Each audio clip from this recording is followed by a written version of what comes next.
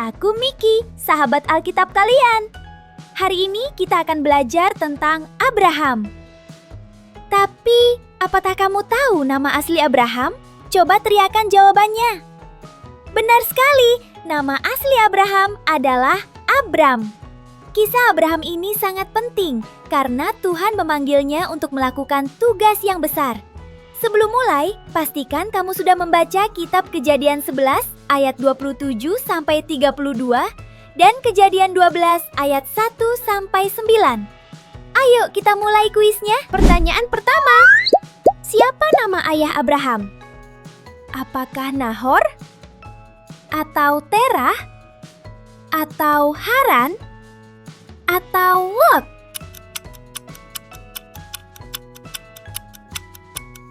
Jawabannya adalah Terah. Terah berasal dari keturunan Sem, anak Nuh. Jarak usia mereka sangat jauh. Ini menunjukkan bahwa Tuhan tetap bekerja dalam kehidupan manusia secara terus-menerus. Tuhan juga terus bekerja dalam hidupmu saat ini. Siapa nama saudara Abraham? Apakah Lot dan Ismail? Atau Ismail dan Ishak? Atau Nahor dan Haran? Atau Milka dan Yiska?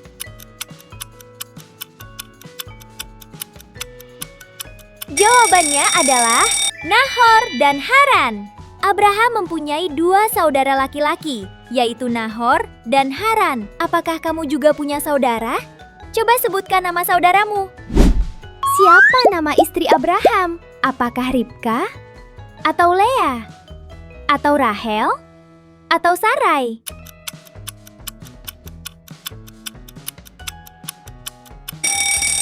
Jika kamu menjawab Sarai, jawabanmu tepat sekali. Tuhan kemudian mengubah nama Sarai menjadi Sarah, sama seperti nama Abram diubah menjadi Abraham. Alkitab tidak menjelaskan alasannya secara rinci, tetapi perubahan nama ini menegaskan janji Tuhan dan bahwa Tuhan memberi mereka tugas khusus. Di manakah kampung halaman Abraham? Apakah Kanaan? Atau Babel? Atau Ur-Kasdim? Atau Mesir?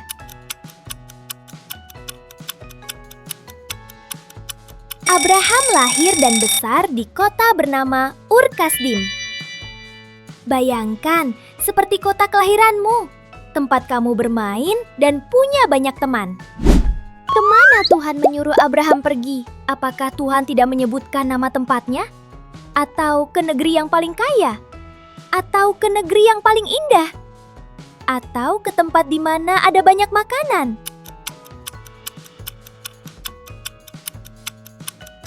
Jawabannya adalah Tuhan tidak menyebutkan nama tempatnya. Saat pertama kali Tuhan memanggil Abraham, Tuhan belum mengatakan kemana ia harus pergi. Tuhan hanya mengatakan, "Pergilah ke negeri yang akan kutunjukkan kepadamu." Coba bayangkan kalau mama atau papa menyuruhmu pergi, tapi tidak bilang tujuannya. Pasti kamu bingung kan? Tapi Abraham percaya dan taat pada firman Tuhan. Abraham pergi meskipun belum tahu apa yang akan terjadi. Apakah kamu juga pernah mengalami situasi yang tidak pasti?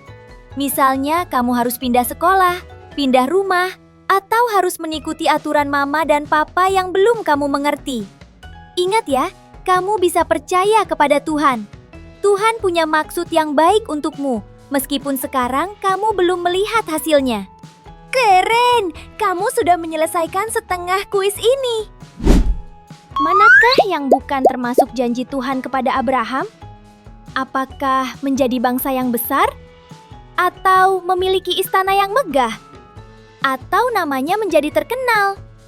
Atau menjadi berkat?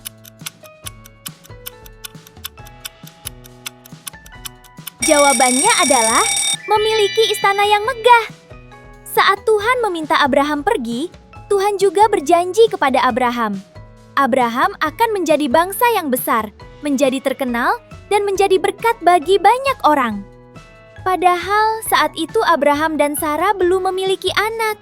Rasanya tidak mungkin Abraham bisa menjadi bangsa yang besar, karena sebuah bangsa harus memiliki penduduk yang sangat banyak. Tapi Abraham tetap percaya kepada Tuhan. Teman-teman, Tuhan juga berjanji selalu bersamamu setiap hari. Saat kamu di rumah, sekolah, atau di tempat lain. Bahkan dalam berbagai situasi yang kamu alami. Saat kamu senang, sedih, atau takut, Tuhan selalu ada. Siapa nama keponakan Abraham yang ikut pergi bersamanya? Apakah Milka? Atau Yiska? Atau Lot? Atau Terah?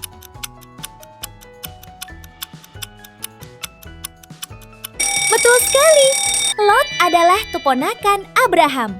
Lot adalah anak dari Haran, saudara Abraham. Ayah Lot sudah meninggal, sehingga ia ikut pergi bersama Abraham. Berapa usia Abraham saat Tuhan memanggilnya? Apakah 75 tahun? Atau 40 tahun? Atau 60 tahun? Atau 205 tahun?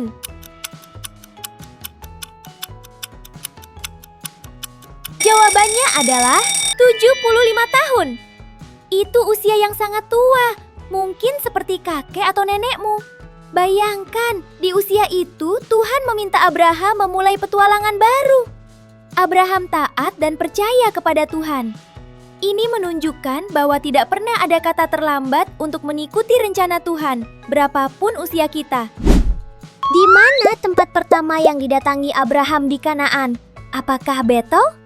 Atau Ai? Atau tanah Negeb? Atau Sikem?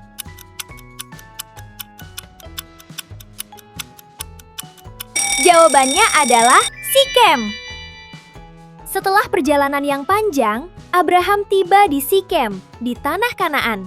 Di sana Tuhan menampakkan diri kepada Abraham dan menegaskan janjinya bahwa keturunan Abraham akan tinggal di tanah itu. Abraham sudah berada di tanah yang Tuhan janjikan. Meskipun ia belum memiliki keturunan, Tuhan setia menepati janjinya dan selalu dapat dipercaya. Apa yang dibangun Abraham setelah Tuhan menampakkan diri kepadanya? Apakah rumah? Atau mezbah? Atau menara? Atau kota?